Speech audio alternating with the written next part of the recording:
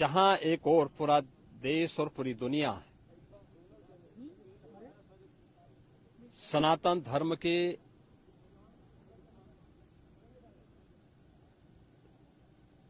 इस सबसे बड़े आयोजन का साक्षी बनकर के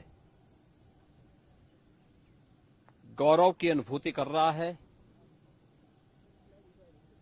प्रफुल्लित है, वहीं दूसरी ओर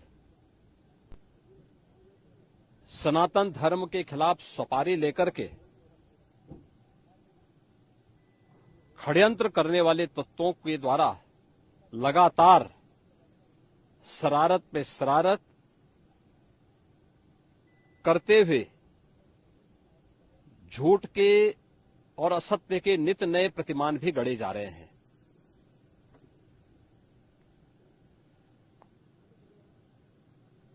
भारत के संसदीय लोकतंत्र की सबसे और सर्वोच्च संस्था देश की संसद में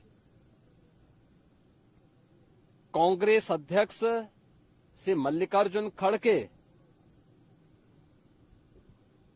और समाजवादी पार्टी के अध्यक्ष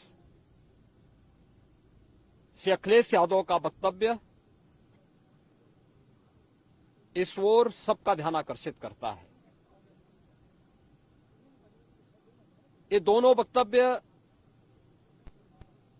न केवल इनके सनातन धर्म विरोधी चरित्र को उजागर कराता है, बल्कि इनकी उस गिद्ध दृष्टि की ओर भी सबका ध्यान आकर्षित करता है जो लगातार इस महाकुंभ के खिलाफ पहले दिन से दुष्प्रचार कर रहे हैं। इनका ये बयान न केवल सनातन धर्म पर प्रहार है, बल्कि निंदनीय भी है और शर्मनाक भी। कांग्रेस अध्यक्ष का यह कहना कि प्रयागराज कुंभ में मौनी अमावस्या के दिन हजारों लोग मर गए, हमें अफसोस होता है। एक इतना वरिष्ठ नेता, कांग्रेस देश की जो सबसे पुरानी पार्टी है, उसके अध्यक्ष से अपेक्षा की जाती है कि वो एक मर्यादित बयान देश की संसद में रखें, और इतना गुमराह करने वाला बयान, झूठ पे झूठ। ऐसे ही समाजवादी पार्टी के अध्यक्ष का बयान, एक प्रतिस्पर्धा दोनों दलों में है, कौन कितना सनातन विरोधी वक्तव्य दे सके। ये कहना कि कोई आंकड़े नहीं दिए गए, यहां से प्रशासन से जो बयान जो आंकड़े दिए गए,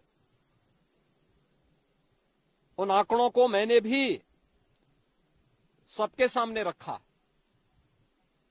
घटना दुखद थी, हर व्यक्ति दुखित था, और जितने क्विक रिस्पांस से मेला प्रशासन, पुलिस, एनडीआरएफ, एसडीआरएफ, सिविल डिफेंस, इन सब ने मिलकर के घायलों को हॉस्पिटल पहुंचाने का काम किया, अपने आप में एक मिसाल है। करोड़ों लोग प्रयागराज में उस दिन उपस्थित थे। ये दोनों दल चाहते थे और सनातन धर्म विरोधी चाहते थे कि बड़ा हादसा हो जाए। हमारी पहली प्राथमिकता थी कि किसी भी स्थिति में इसको हम जीरो हादसे तक लेके जाएं, लेकिन दुर्भाग्यपूर्ण तरीके से एक घटना घटित हुई।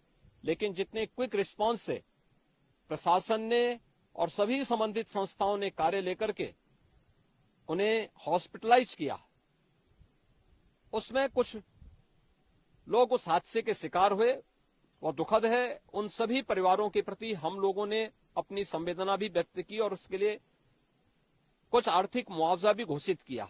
यद्यपि किसी व्यक्ति की कमी मुआवजे से नहीं हो सकती, लेकिन तब भी हम लोगों ने एक प्रयास किया, घायलों का प्रॉपर उपचार कराया। वे सभी घायल आज भी कुछ प्रयागराज मेडिकल कॉलेज में हैं, बाकी अपने परिवार के सदस्यों के साथ चले गए हैं मैंने भी, मेरे साथ मेरे मंत्रियों ने भी, पूरा प्रशासन ने भी, प्रदेश के मुख्य सचिव ने भी, प्रदेश के डीजीपी ने भी उन सभी लोगों से मुलाकात की थी। और मैं तो देखकर बहुत चौंक था कि जो लोग प्रयागराज मेडिकल कॉलेज में भर्ती थे, जब मेरी उनसे बातचीत हो रही थी, तो उनमें से सभी लोग ये कहा, उनके द्वारा कहा जा रहा, साहब व्यवस्था में खामी नहीं, लेकिन हमारी किस्मत है या फिर ऐसी स्थिति पैदा हुई। और उनके सभी पहलुओं को लेकर के सरकार भी जांच करा रही है और उसके लिए एक न्यायिक कमीशन भी हमने तत्काल गठित किया है। लेकिन हमारी पहली प्राथमिकता थी कि जो ये लगभग 8 से 9 करोड़ लोग प्रयागराज में उपस्थित हैं, इन्हें सुरक्षित उनके घरों के लिए वापस भेजना। इन दोनों दलों और सनातन धर्म विरोधी उन सभी लोगों के वक्तव्य, जो लोग ये गुमराह करने वाले वक्तव्य दे रहे हैं कि लाखों लोगों ने स्नान नहीं किया, सरासर गुमराह करने वाला है। ये वक्तव्य देना कि कोई अमृत स्नान या साय स्नान नहीं हुआ, ये भी गुमराह करने वाला वक्तव्य है और सनातन धर्म की अवमानना ही नहीं, बदनाम करने की साजिश का एक हिस्सा है। कोई परंपरा बाधित नहीं हुई। मौनी अमावस्या का स्नान पहले दिन सायंकाल 7:30 बजे से प्रारंभ हो गया था